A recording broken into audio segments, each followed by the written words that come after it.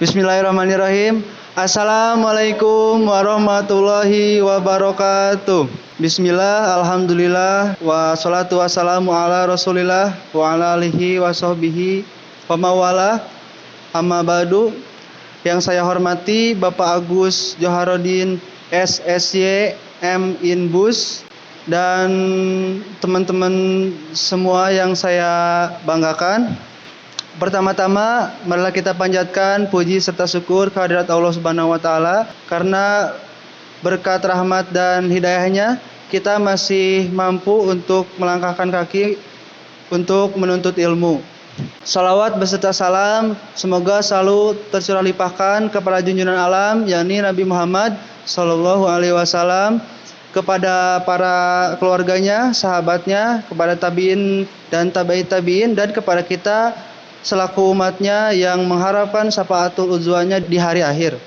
Pertama-tama, perkenalkan nama saya Muhammad Tegar Zulfikar dengan NIM 1219240116, dan di sebelah kanan saya Lina Aprilia dengan NIM 1219240105, dan di sebelah kiri saya Intan Putri dengan NIM 1219240097. Ya, di sini kami dari kelompok 6 yang akan mempresentasikan hasil analisis kami tentang saham. Oke, untuk materi pertama akan dipaparkan oleh saudari Lina. Kepadanya saya persilahkan. Baik, di sini saya akan menjelaskan mengenai analisis fundamental. Di sini kami mengambil 3 saham. Yang pertama ada BBCA dari industri perbankan, yang kedua ada Unilever dari industri konsumer, dan yang terakhir EMTK dari industri teknologi. Di sini yang pertama bisa dilihat di layar ada rasio keuangan BBCA untuk periode 2022 sampai 2023. Nah, secara umum rasio keuangan BBCA ini menunjukkan kalau kondisi keuangannya sehat dan stabil. Lalu yang kedua ada analisis keuangan BBCA periode 2022 sampai 2023. Nah, pendapatan BBCA ini meningkat sebesar 11,2% pada tahun 2023, sedangkan beban operasionalnya meningkat sebesar 12,5%.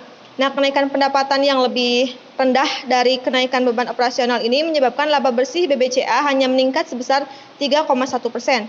Kenaikan pendapatan BBCA juga disebabkan oleh pertumbuhan kredit yang kuat. Next ada analisis potensi pertumbuhan.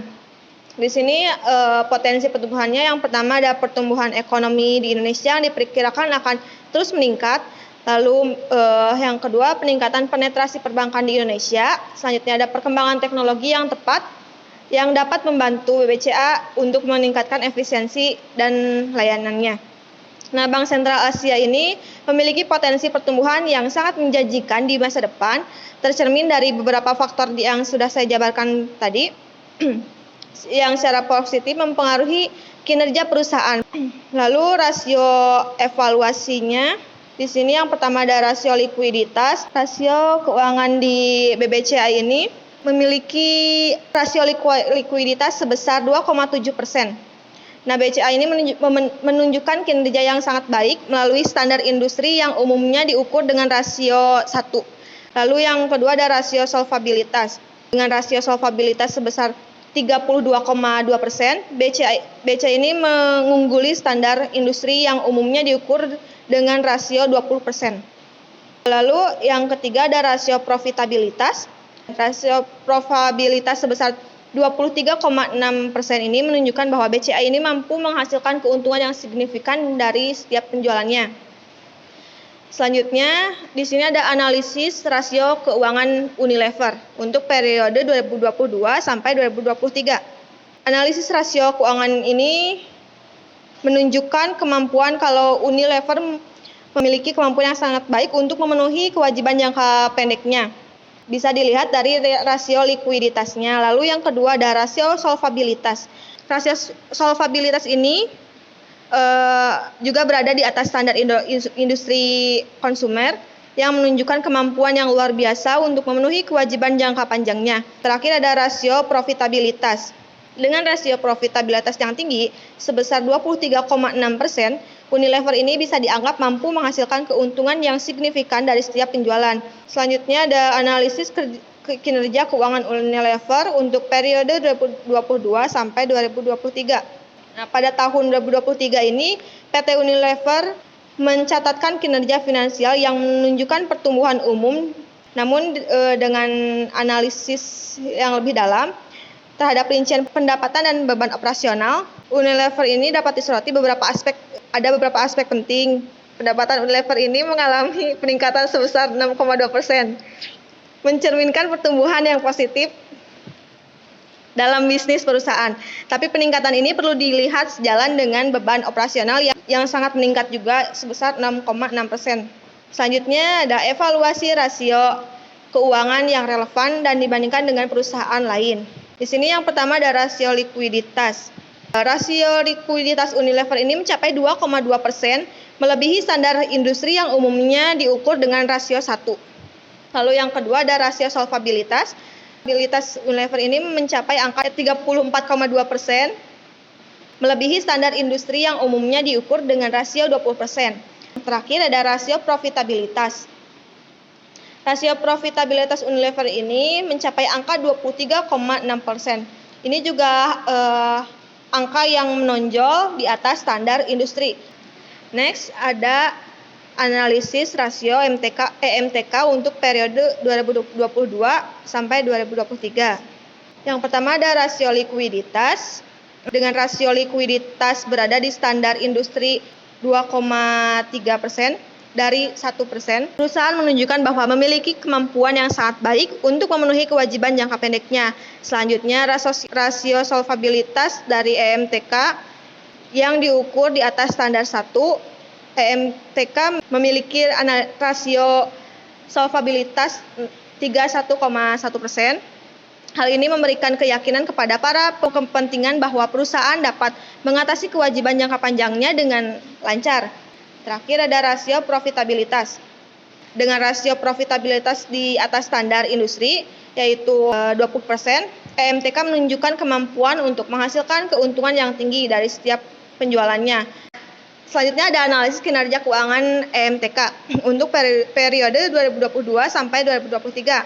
Nah, pada tahun 2023 ini, perusahaan EMTK ini mencatatkan kinerja finansial yang menarik dengan pertumbuhan pendapatan sebesar 13,5%. Selanjutnya ada analisis potensi pertumbuhan EMTK. Nah, bisa dilihat ada 3 poin. Yang pertama ada pertumbuhan ekonomi Indonesia yang diperkirakan akan terus meningkat. Yang kedua ada peningkatan penetrasi internet di Indonesia. Yang ketiga ada perkembangan teknologi digital yang dapat membantu EMTK untuk menjangkau lebih banyak konsumen. Selanjutnya ada analisis evaluasi untuk EMTK. Ini yang pertama ada rasio likuiditas. Rasio likuiditas pada perusahaan EMTK ini menunjukkan bahwa EMTK mampu untuk memenuhi kewajiban jangka pendeknya. Selanjutnya ada rasio solvabilitas. Rasio solvabilitas EMTK ini menunjukkan kemampuan bahwa perusahaan ini memiliki kemampuan untuk memenuhi kewajiban jangka panjangnya. Yang terakhir ada rasio profitabilitas. Rasio profitabilitas ini menunjukkan bahwa kemampuan perusahaan untuk menghasilkan keuntungan.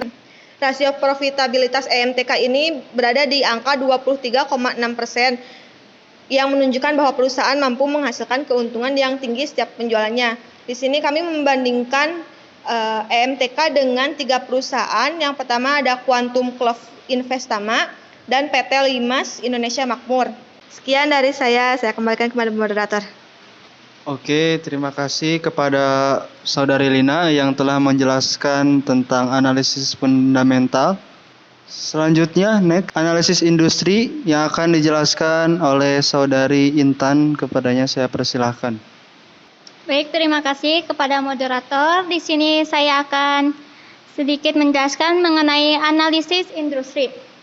Yang pertama ada faktor eksternal yang mempengaruhi industri perbankan. Yang pertama yaitu pertumbuhan ekonomi. Pertumbuhan ekonomi yang kuat akan meningkatkan permintaan kredit dari perusahaan dan konsumen. Yang kedua ada inflasi. Inflasi yang tinggi akan meningkatkan biaya produksi dan operasional perusahaannya. Yang ketiga, suku bunga. Suku bunga yang tinggi akan meningkatkan biaya pinjaman bagi perusahaan dan konsumen. Yang keempat, ada regulasi. Regulasi yang ketat akan meningkatkan biaya operasional perusahaan. Yang kelima, yaitu persaingan yang semakin ketat akan menurunkan laba perusahaan. Yang kedua, ada tren industri dan perkembangan yang terkini. Yang pertama, yaitu industri perbankan.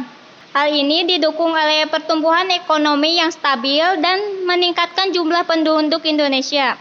Tren industri perbankan di Indonesia ada transformasi digital, ada juga kolaborasi, ada juga di sini kerjasama dengan fintech. Yang kedua, ada industri konsumer.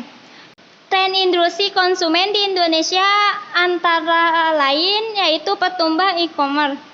Ada juga perkembangan teknologi digital. Ada juga pergeseran pola konsumsi. Yang terakhir yaitu industri teknologi. Tren industri teknologi di Indonesia ada juga pertumbuhan Internet of Things. Ada juga di sini pertumbuhan artificial intelligence. Yang terakhir yaitu pertumbuhan computing. Cukup sekian dari saya kembalikan lagi kepada moderator. Oke, terima kasih buat Saudari Intan yang telah menjelaskan tentang analisis industri. Lalu selanjutnya ada diversifikasi portofolio. Yang pertama dari PT Bank Sentral Asia Tbk yang dalam saham itu BBCA.